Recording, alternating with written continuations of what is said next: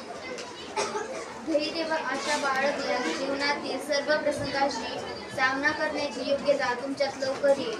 तुम्ही स्वतःच्या बळावर उभे राहा. आवश्यक वाटत असेल तर संपूर्ण जगाला आव्हान द्या. यामुळे तुमचे काहीच नुकसान होणार नाही.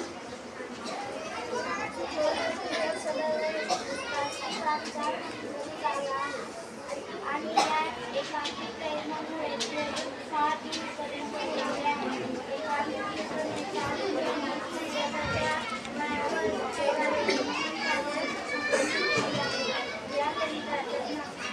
पुढे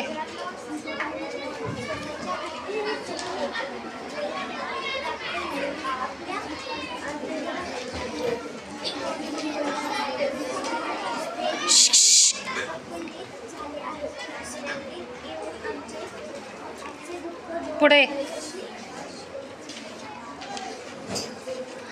एकटेपणा हेच जीवनातील परम सत्य होय. परंतु एकटेपणापासून घाबरणे, त्रागा करणे, कर्तव्य प्रथांवरून विचलित होणे हे महान पाप होय. एकटेपणा हे आपल्याला स्वतःच्या अंतर्भागाला लपलेले महान शक्तींना विकसित करणारे एक साधन आहे. स्वतःवरच अवलंबून राहिलेल्या तुम्ही आपल्याला ज्येष्ठोत्तम शक्तींना प्रकाशात आणू शकता.